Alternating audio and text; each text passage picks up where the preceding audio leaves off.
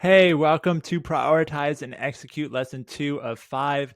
Over the next 3 lessons, I'm going to be giving you best practices for the 3 growth levers. I'm going to talk to you about uh, getting new customers or getting customers to buy again today, which is all about returning customers. So apologies that it's blocking it over here. I'll go ahead and move it as we go through. So what I've done is I've looked at the best practices that I've seen work over time working with e-commerce brands, and I broke it up in a couple of sections because I know that time is essential for you. Now, if you have less than an hour to 1 to 5 hours, or 5 to 15, meaning it's a little bit of a longer project, these are things that you can focus on. So less than an hour, I have 3 ideas here. So time for a refill email, just going ahead and sending emails to people who have already bought saying, hey, it's time for a refill if it's outside of the window that they would normally have bought. So if they bought in 30 days, send it to them in 30 days. And if they haven't bought in the last 30 days. Next, send a limited use dollar off. So saying like, hey, 25 for the first 25 people, we're going to give $25 off your next order. That'll be a quick way to drive revenue. Also, a thinking of you email to the top 10% of customers. So I consider these VIP, and that's customers in revenue spent over time. So if you average person spends, top 10% or average person had spent like $100, and of all the people, you just look at like, you have 100 customers, and of the top, what is the spend rate of the top 10% of those?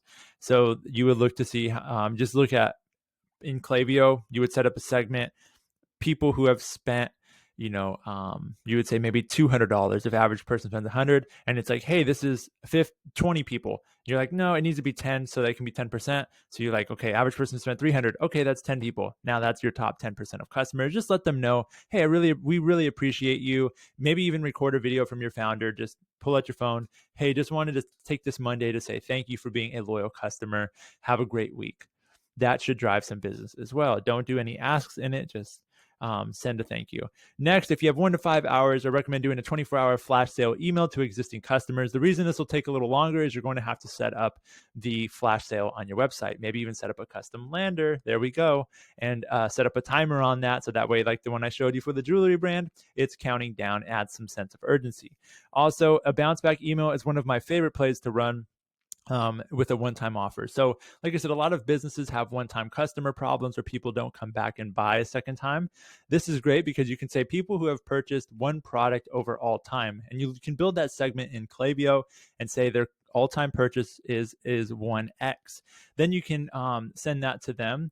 But why this is cool is it's an automated email that you send right away. So do you know the number one email that is opened of all emails that are sent?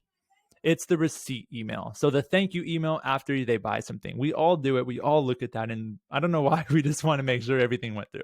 So right above that, if you built this bounce back email, it automatically sends with a one-time offer that expires in 24 hours.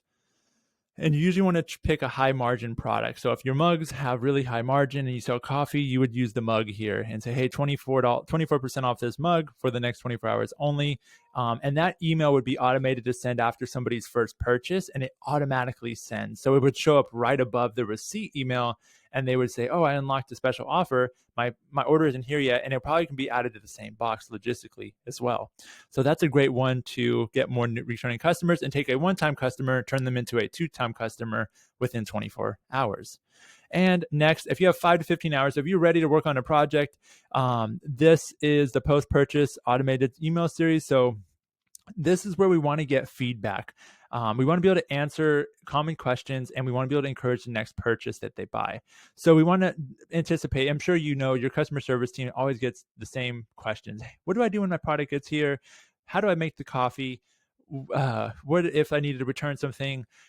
This was a gift. Whatever the questions are, put them in an email, automate it, and let them get it. Also, let them know what to expect on their first delivery. This is also a great place for founder videos. People from your team talking, hey, we just shipped out your order. We're in the warehouse now, shipping out your order. Just want to let you know that we appreciate you making your first purchase. As a thank you from the team, thank you, and the whole team says thank you. Like it could just feel really personal. Also, we want to encourage the next item they buy. So let them know, hey, here's a coupon for the next item that you're going to buy. And usually customers, after they buy our flashlights, also want to buy our lanterns, and they're great for camping, this, and this. So just starting to plant that seed now. Also, I recommend getting feedback here. Sending a plain text email, meaning no design, no branding, just it looks like an email that you would send a friend or a coworker. And it's saying, hey, founder here, quick question. And you send that email and just ask them to reply back, answering this one question. It is, why did you buy? Curious. Why did you buy? Period. Just the reply, and they'll reply. And you want to filter all of those emails. Say any email that contains whatever the reply, it'll have, like, say your subject line was quick question. It's any email containing quick question. And most of the time people will reply to it. So it gets filtered that way in Gmail.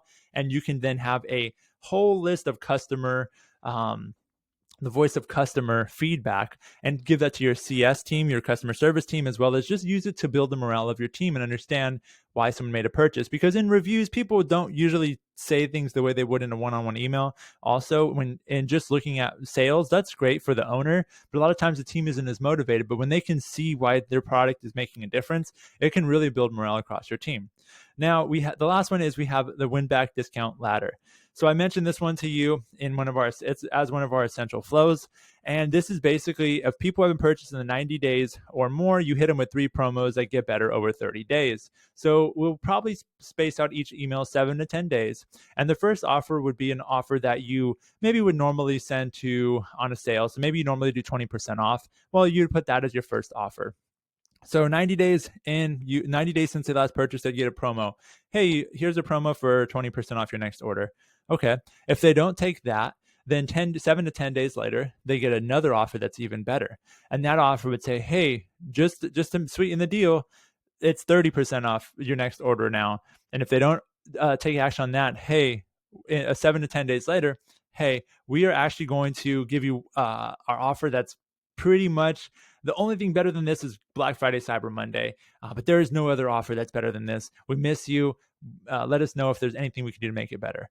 Boom, 40, 50, 60% off. Because think about it, you've already paid to acquire them. If they aren't going to buy and they're staying on your list, it's going to cost you more over time to keep them on your list. And it just doesn't make sense to have people on your list who aren't engaged and aren't willing to buy, even at that steep of a discount.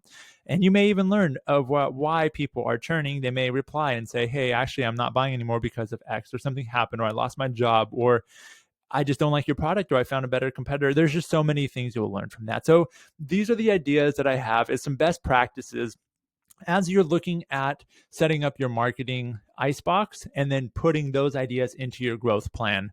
Hopefully these were helpful, because in the next one, we're going to talk about best practices for boosting your customers' average order value, aka AOV, the amount they spend each time they buy with you.